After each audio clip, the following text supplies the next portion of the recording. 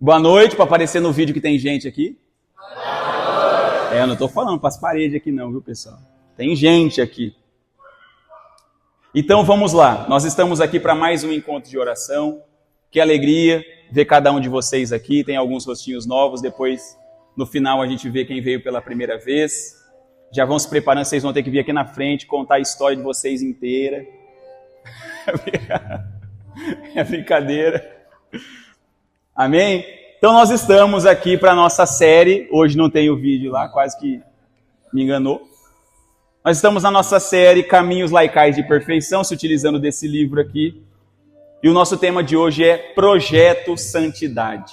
Se no primeiro encontro nós falamos, sede santos, porque essa que é a convocação que o padre José Maria Iraburu faz para a gente. Só que como ser santo nos dias de hoje? É isso que nós vimos no último encontro. Parece que ser santo é uma coisa muito distante. E agora nós iremos ver então um projeto de santidade, porque todo mundo que quer realizar algo, para realizar esse algo precisa fazer um projeto. Qualquer projeto da sua vida. Você quer emagrecer? Você tem que fazer um projeto. Só o desejo basta? Com o projeto já é difícil, né?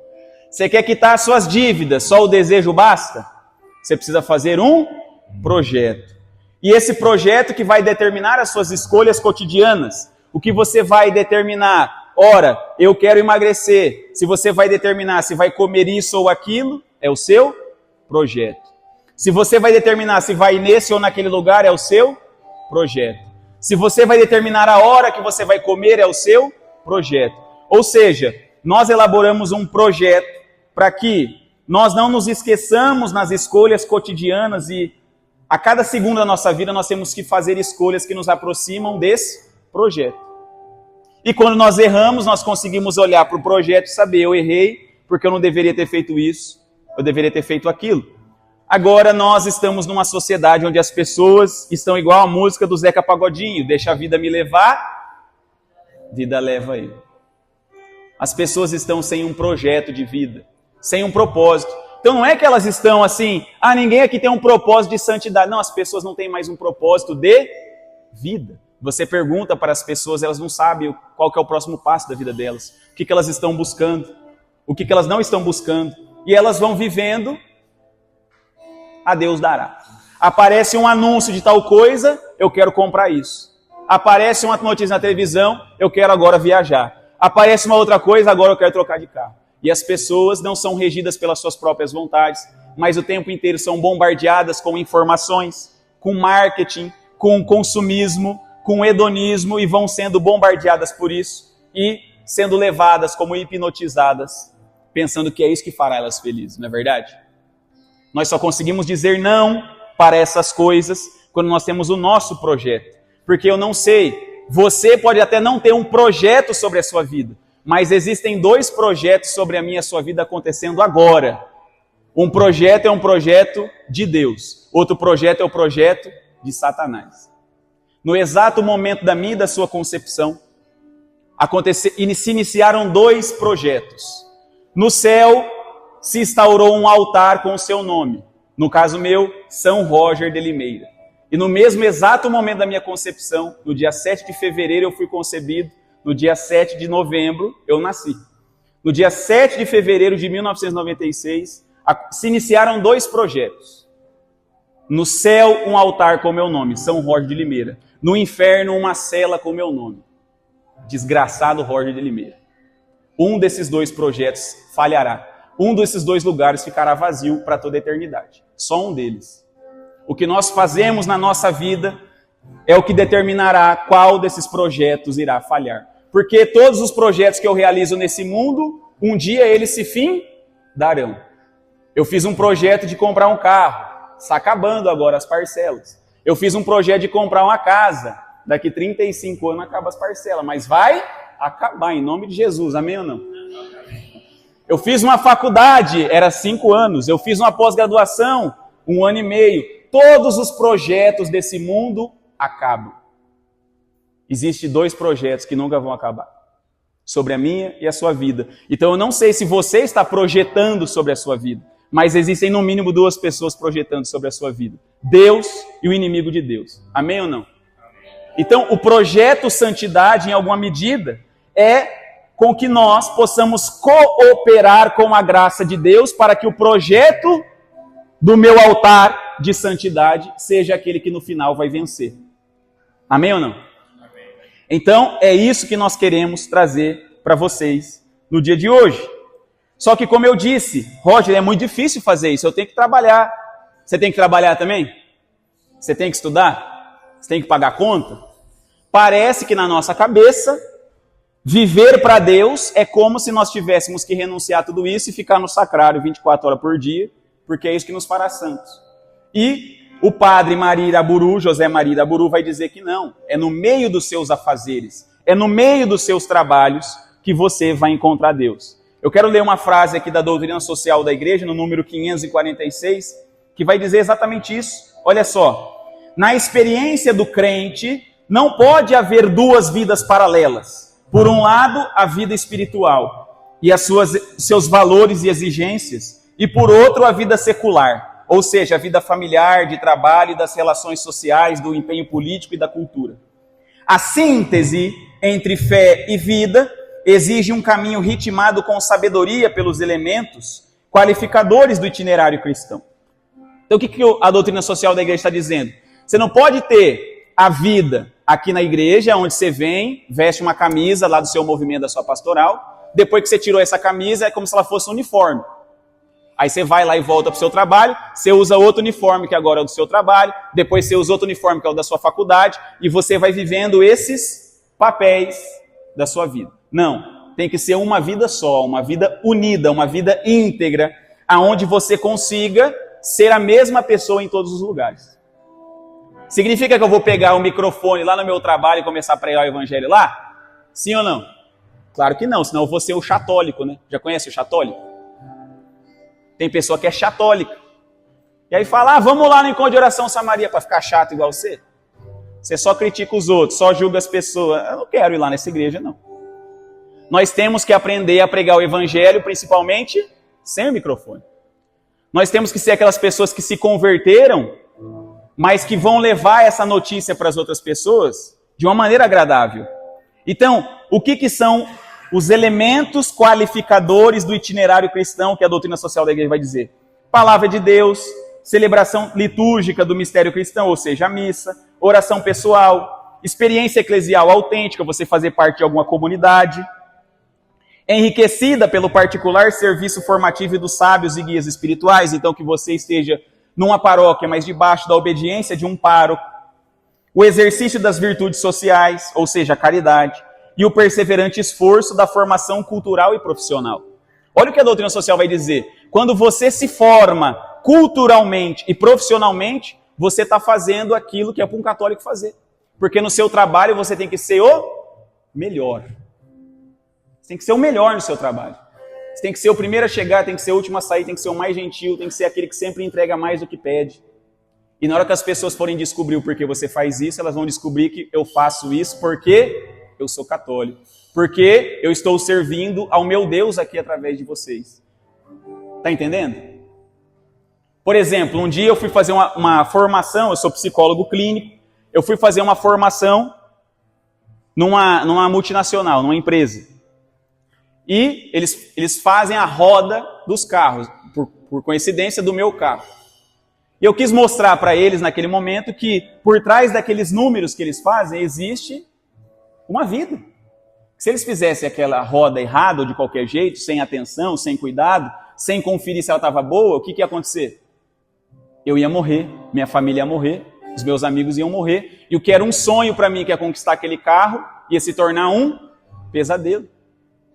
Então, eu não sei qual é o seu trabalho, mas o seu trabalho ele não é só uma coisinha simples que você faz. Por trás da função que você faz, por mais insignificante que possa parecer, existe um sentido, existe alguém. Nós sempre fazemos nosso trabalho para alguém. E isso nos santifica. É isso que nos santifica. Então nós não temos que ter uma vida de trabalho, uma vida familiar, e lá no domingo a gente tem a vida da igreja. Lá no dia da nossa pastoral, do nosso movimento, a gente... Não. Entendeu? Você tem que ser católico no lanche que você vai, você tem que ser católico no jogo que você assiste. Você tem que ser católico nos seus divertimentos, você tem que ser católico nos seus estudos, você tem que ser católico em todos os lugares. Tá fazendo sentido comigo, pessoal? Porque, como eu falei, tem pessoas que pensam que agora eu estou fazendo isso e aqui não existe santidade, eu vou ter que ir lá no Santíssimo. Não. A doutrina, não é o Roger que está falando, eu estou citando a doutrina social da igreja para vocês. Não existem duas vidas para o leigo. É no meio das atividades cotidianas que está o nosso sacrário. Por exemplo, eu saí de casa hoje exatamente 7h22, para estar aqui 7h30. Nossa, mas aí você não preparou direito? Nossa, você atrasou? Eu estava ali no meu sacrário, que era o meu paciente naquele momento. Ele precisava de mim ali. Eu falei para a minha secretária, não marca a pessoa 6 horas, mas aquela pessoa precisava, era ali que Deus me queria. Ele estava passando por um momento que precisava de mim, e não de outra pessoa. E não podia ser amanhã, tinha que ser agora. Eu não estou aqui também? Eu atrasei 3 minutinhos aí, mas não está bom aqui, começamos, fizemos oração, acabou 8 horas, estamos aqui na pregação. Não é isso? Pronto. Ali era o sacrário que Jesus queria ser amado por mim. É no filho que chora que Jesus quer ser amado por você. É no marido que Jesus quer ser amado por você. É na esposa, com a mesma fé, que nós olhamos para a hóstia e vemos pão. Tem aspecto de pão, tem gosto de pão, é tudo de pão. Mas existe Jesus, pelo poder da fé. Jesus está ali e de fato está em seu corpo, sangue, alma e divindade. É da mesma maneira que nós temos que olhar para as pessoas a quem nós servimos. Eu estou olhando, é menino, parece menino, mas é Jesus. Deu para entender? É assim que nós nos santificamos no nosso cotidiano. Então abra comigo a palavra de Deus para a gente entender esse projeto de santidade na nossa vida. Lucas, Evangelho de São Lucas, no capítulo 14. Evangelho de São Lucas, no capítulo 14. Se você encontrou, diga encontrei. Se você não encontrou, diga socorro. Se você não trouxe a Bíblia, diga misericórdia de mim, porque eu sou pecador, sem vergonha, safado, que vim na igreja sem Bíblia. Se quiser pegar no celular, também pode, mas a tentação é maior de você ver outras coisas, de ver o Zap. Evangelho de São Lucas, no capítulo 14, no versículo 28 ao 33, vai dizer o seguinte. Evangelho de São Lucas, capítulo 14, versículo 28 ao 33. Quem de vós, querendo fazer uma construção, antes não se senta para calcular os gastos que são necessários, a fim de ver se tem com o que acabá-la? Para que depois que tiver lançado os alicerces não puder acabá-la, todos os que virem não comecem a zombar dele, dizendo, esse homem principiou a edificar, mas não pôde terminar. Ou qual é o rei que, estando para guerrear com outro rei, não se senta primeiro para considerar se com 10.000 homens poderá enfrentar o que vem contra ele com 20.000? De outra maneira, quando o outro ainda está longe, envia-lhe embaixadores para tratar a paz. Assim, pois, qualquer um de vós que não renuncia a tudo o que possui, não pode ser meu discípulo. Até aqui, palavras da salvação. Palavras da salvação. Amém. Pode fechar a sua Bíblia. E nós iremos meditar essa palavra. Porque é como se nosso Senhor nesse Evangelho estivesse nos dizendo: tudo que você vai fazer nesse mundo, você precisa de um projeto. Se você fala que vai fazer alguma coisa, mas você não senta para calcular as coisas, você vai receber zombaria dos outros. É isso que Jesus está falando. Ora, no Evangelho de São João, no capítulo 14, também, Jesus vai dizer, no céu há muitas moradas. Então, em alguma medida, nós podemos dizer que nós somos esses construtores. Eu quero construir a minha casa no céu. E Jesus está dizendo, Se você não se sentar para calcular o quanto de material você vai usar, o quanto que é o tamanho do seu terreno, o quanto de dinheiro você está tendo antes de começar isso, se você não parar para pensar esse território inimigo que você quer conquistar da sua alma, porque hoje a minha e a sua alma está dividida, ela pertence totalmente a Deus? Não.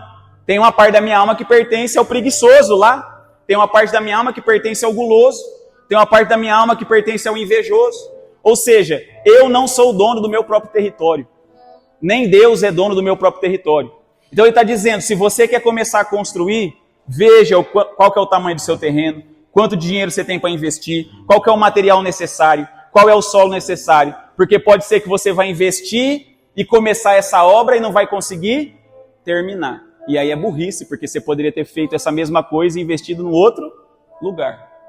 E ele vai dizer, se você for guerrear contra alguém, que você avalie o tamanho dos seus inimigos. Qual que é o tamanho do exército dele? Qual é o seu? Quais são as armas dele? Quais são as suas? Quais são os pontos fortes dele? Quais são os pontos fracos dele? Quais são os pontos fortes seus? Quais são os pontos fracos seus? Para que você consiga elaborar uma estratégia de guerra para conquistar esse território. Você quer construir uma morada no céu, sim ou não?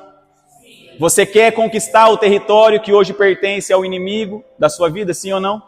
Então nós vamos precisar fazer um projeto de santidade. Isso que é o tema que nós iremos fazer aqui.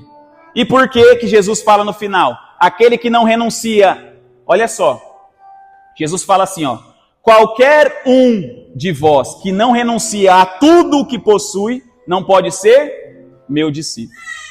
Então ele fala duas coisas. Qualquer um de vós, o que é qualquer um de vós? É todo mundo. Envolve homem e mulher?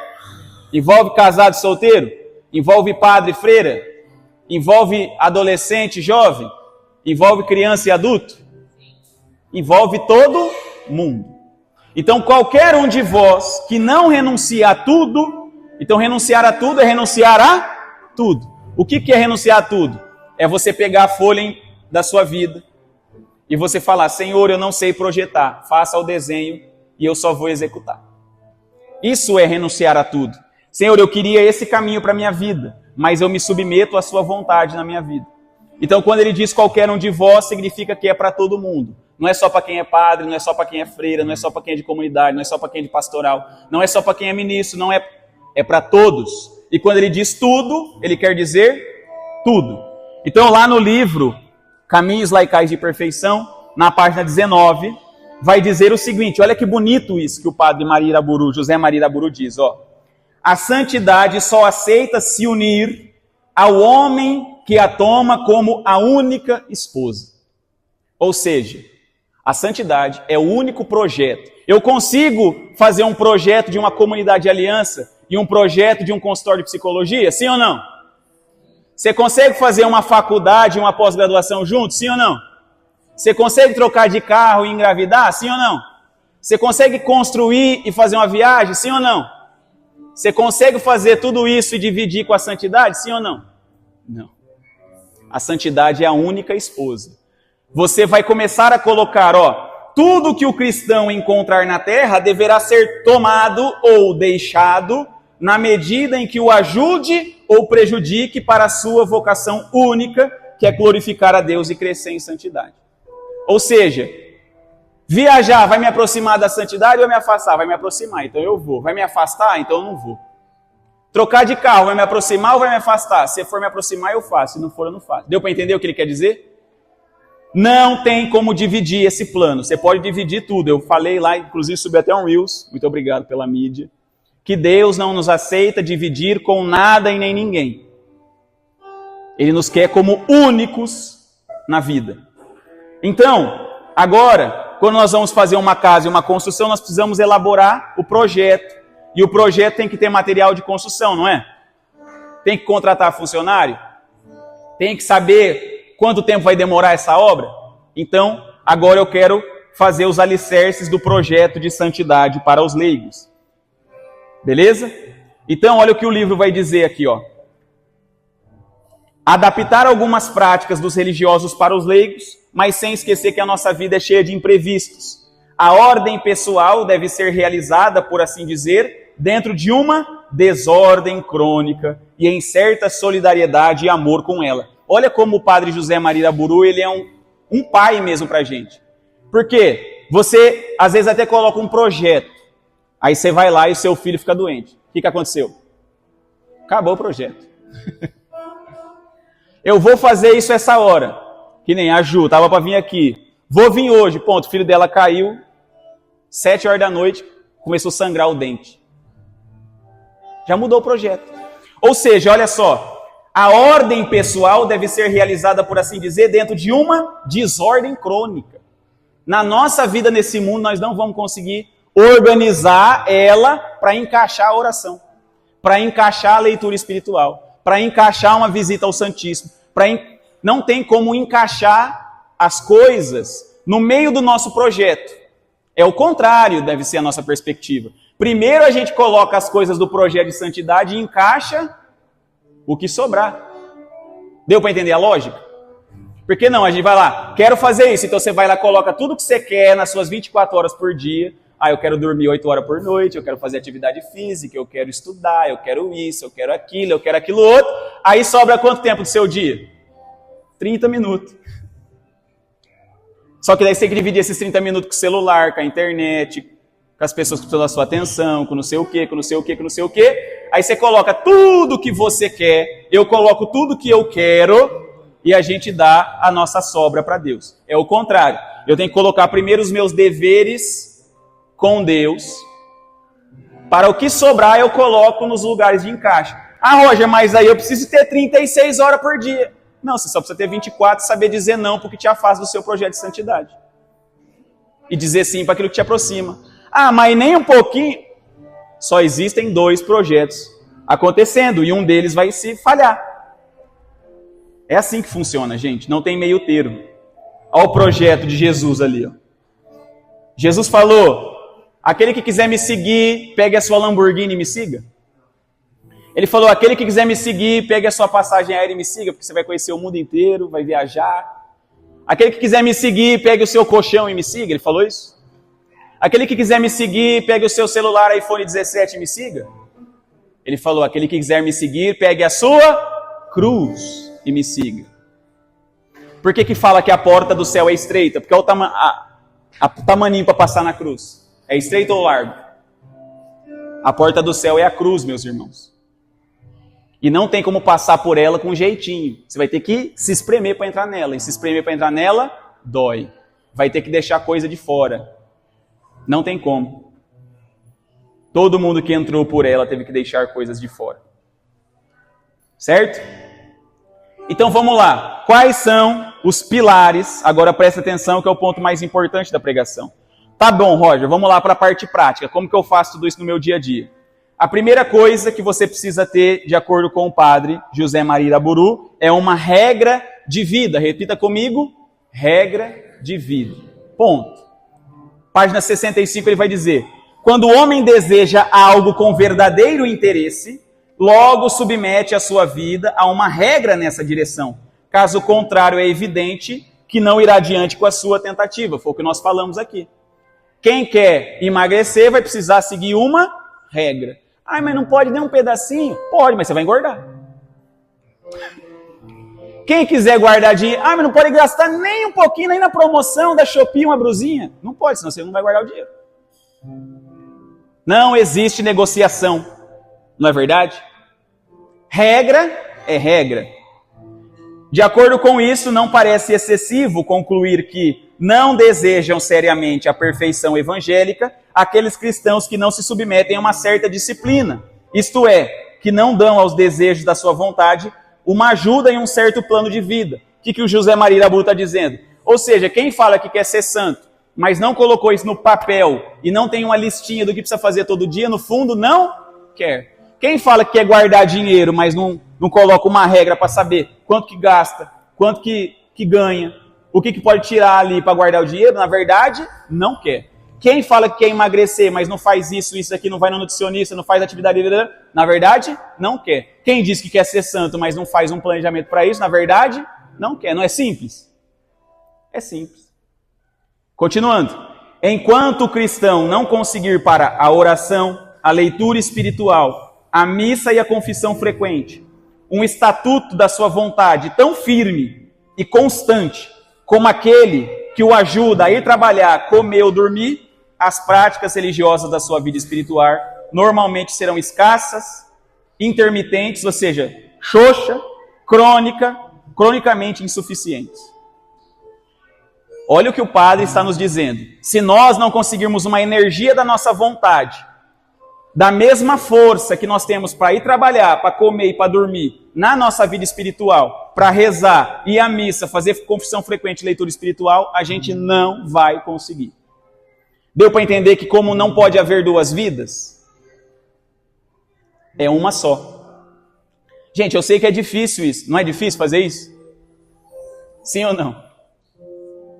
Chega a ser desesperador. Nossa, se é isso daí, eu tô lascado. Todo mundo pensa isso. E é verdade, se não é isso aqui, nós estamos lascados no real sentido da palavra. Mas a graça de Deus nos ajuda. Então, eu quero propor para vocês uma sugestão gradual. Tem como você ir para a academia e já começar pegando 50 quilos? O personal vai fazer o que com você? Quanto tempo você não treina? O que é treino? Então, pera aí que eu vou pegar o pezinho ali menor de todos. E primeiro você vai com um pezinho assim, ó, do tamanho desse copo. Você vai lá, vai pegar, ele vai primeiro te ensinar a fazer o movimento. Você vai crescer nesse primeiro momento?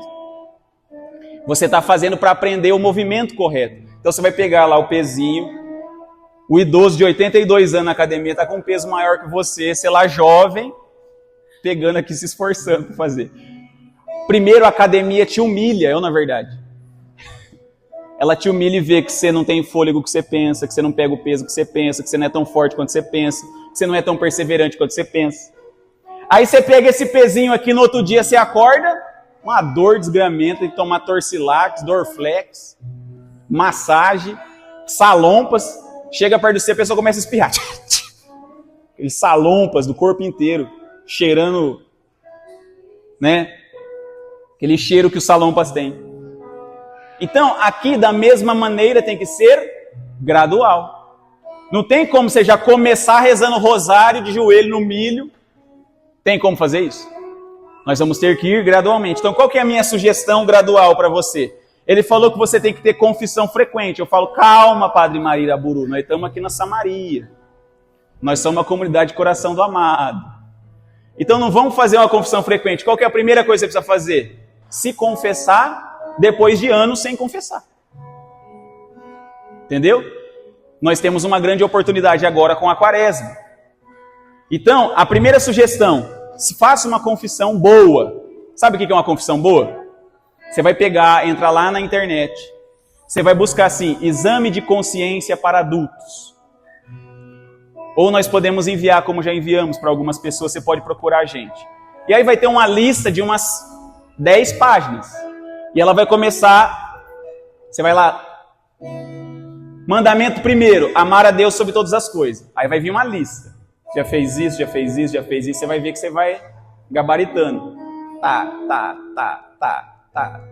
Aí vai o segundo mandamento. Esse daqui eu já gabaritei. Guardar domingos e festas. Tá. Desde a sua última confissão, você vai ver que você gabaritou tudo. Tem problema? Tem, mas tem solução também. Aí você vai pegar a sua lista, você vai levar para o padre. Primeiro, sem a vergonha. Santo Afonso Maria de Ligório vai dizer isso. O demônio tira a vergonha de nós para pecar e coloca a vergonha em nós para confessar. Não é verdade? Na hora do pecado é todo mundo sem vergonha. Na hora da confissão está todo mundo com vergonha. O que é isso? Então a primeira coisa que nós vamos fazer é uma confissão imediata. Você vai se preparar para confessar. Roger, eu posso levar o papel? Você pode. Você vai lá e vai levar o papel e falar, padre, fiz isso. Pronto, acabou. Ele vai te absolver, você vai fazer a penitência e está em estado de graça. Você consegue fazer isso, irmão? Sim ou não? Então, a primeira sugestão que eu dou, faça uma confissão. Você vai perceber que você vai ficar melhor depois dessa confissão. Tanto psicologicamente, quanto espiritualmente. E aí você vai começar a colocar uma frequência para ir naquele padre. Escolha um padre. Entendeu? Mesmo que não seja o seu pároco, escolha um padre que você tenha uma afeição maior e que você possa ir no mesmo. Se você tem um problema no seu estômago, você fica indo, eu vou nesse, depois eu vou nesse. Não, vou contar para ele que eu tô com azia ainda. Eu vou em outro, né? Você é louco? Eu vou contar para esse daqui que eu tô... Não. Você tem que ir no mesmo, porque é o mesmo médico, sim ou não? Por que você fica mudando de padre? Não, mas aquele dali já sabe o seu pecado. Você é burro. Ele sabe o seu pecado, não pode contar para ninguém. Agora você está contando o seu pecado para os padres do bairro inteiro. Está todo mundo sabendo o seu pecado. Conta só para um. Então, confissão imediata. É que a gente se sente importante, né? O padre atende 56 pessoas num dia. Aí você acha que ele vai lembrar do seu pecado, porque o C, né, é o famoso. Olha, veio lá o Roger confessar comigo hoje. Você viu o que ele está fazendo com a esposa dele? O padre não tem tempo para pensar em você, meu filho. Ele tem mais coisa para fazer. A gente pensa que nós somos importantes, que o padre vai olhar para nós no corredor e... Ele não está nem aí.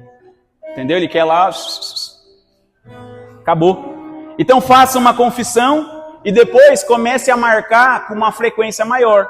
Eu sugiro que você faça o seguinte: confesse pelo menos uma vez no mês e já deixa na sua agenda. Olha, eu quero começar o mês bem. Então toda a primeira semana do mês eu vou marcar uma confissão. Eu quero terminar o mês bem. Então na última semana. A semana do pagamento é a que eu vou confessar. Entendeu? Coloque na sua agenda isso como prioridade. Quanto mais você vai confessando os seus pecados, melhor vai ficando esse processo para você e você vai levando a sua vida espiritual mais a sério. A primeira coisa que nós temos que acertar na nossa vida, então, é a confissão. Confesse imediatamente. A evolução disso é você marcar com o mesmo padre e você vai tentar fazer uma competição com você mesmo. Eu quero chegar no mês que vem sem ter pecado mortalmente de novo. Deu para entender o propósito? Você confessou lá aquela lista inteira. Qual que é o propósito seu? Na outra vez você confessar uma lista menor. Depois na outra vez uma lista menor. E assim vai. Pronto. Segunda coisa, ele falou aqui que nós temos que ir à missa. Quem aqui consegue ir à missa todo dia? É fácil ou difícil? É difícil.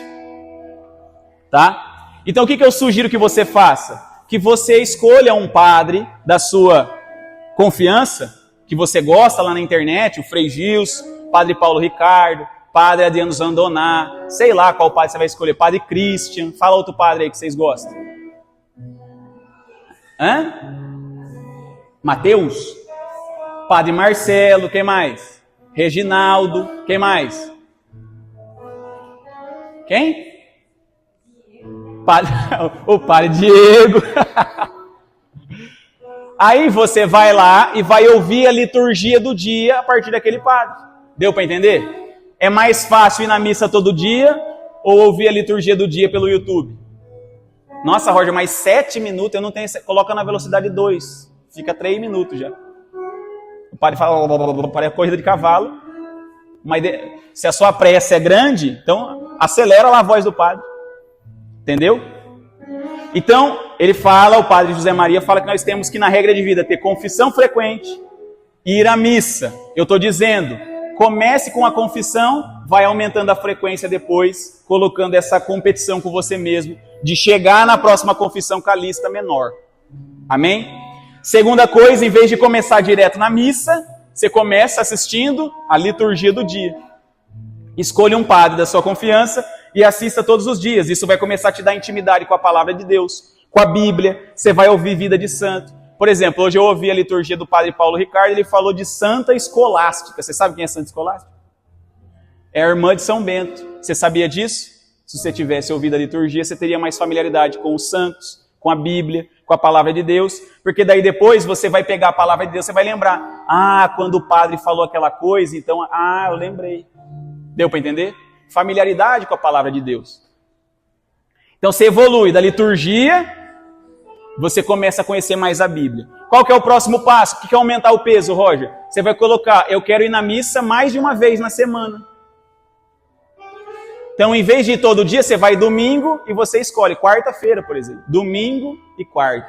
Domingo e sexta. Domingo e terça. Deu para entender?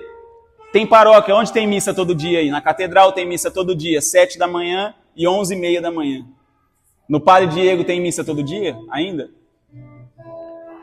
Hã? Só de quarta-noite. No Padre Manoá tem missa todo dia, Nossa Senhora de Lourdes. Inclusive, amanhã é dia de Nossa Senhora de Lourdes.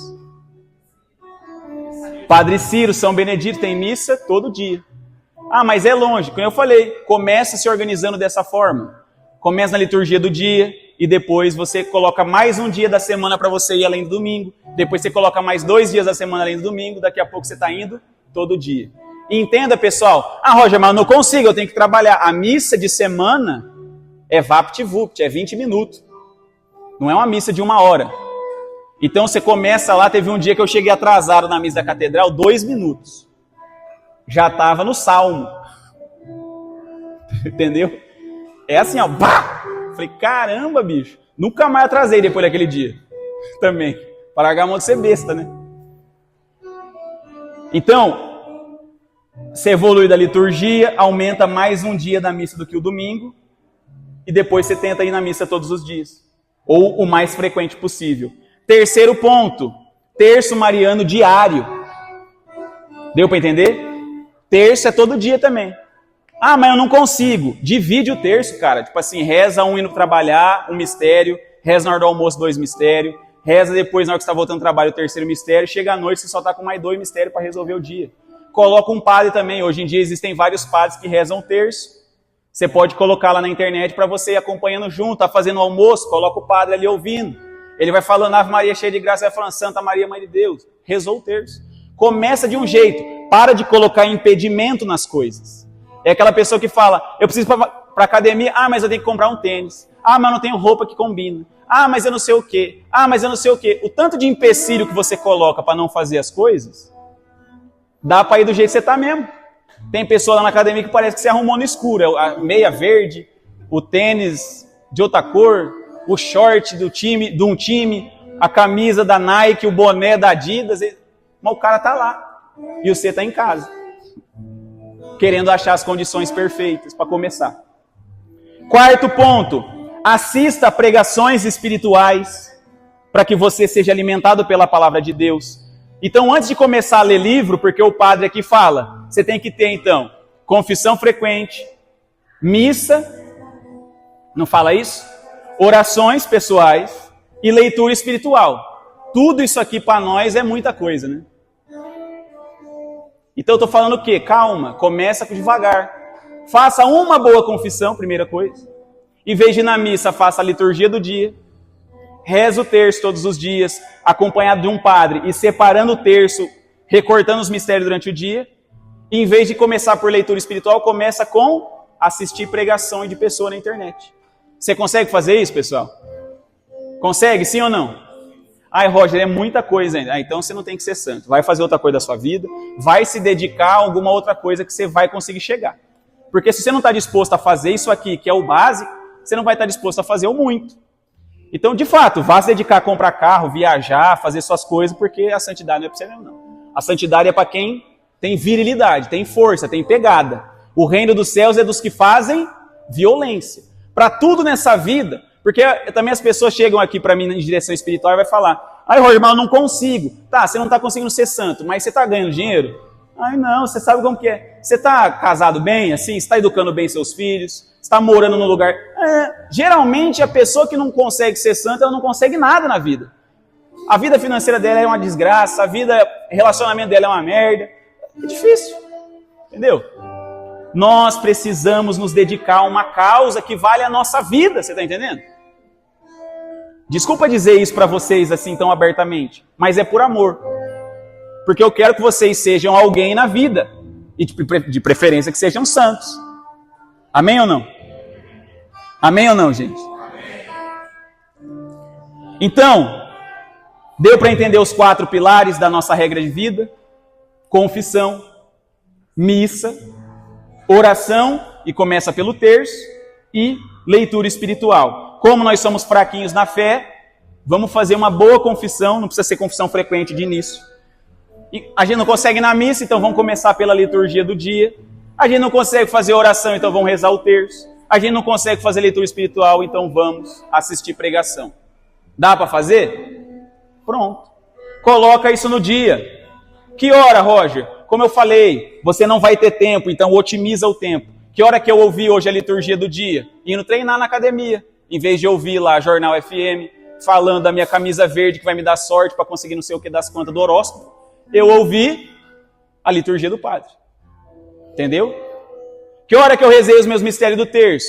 3 mistérios eu consegui rezar enquanto eu fazia o cardio. Eu fui treinar, a Tayane foi treinar 15 minutos depois, eu fiquei 15 minutos fazendo cardio. Consegui rezar ali o terço. 3 mistérios. Deu para entender? Falta só 2 agora para eu rezar à noite, concluir minha regra de vida. Já estou fazendo a minha leitura espiritual para preparar para vocês. Entendeu? A gente vai colocando as coisas no nosso dia. Quando a gente tenta fazer, a gente consegue. Amém? Então, meus irmãos, esse é o nosso projeto de santidade. E onde que nós vamos fazer isso? Nós vamos começar agora a quaresma. Semana que vem é carnaval, quarta-feira de cinzas já é o início da quaresma. Então, faça esse compromisso. Nós colocamos esse livro aqui inicialmente para propor uma regra de vida. Porque a quaresma ela não serve para você fazer algo só por 40 dias. Ela serve para você iniciar algo por 40 dias que depois vai se perpetuar pela sua vida inteira.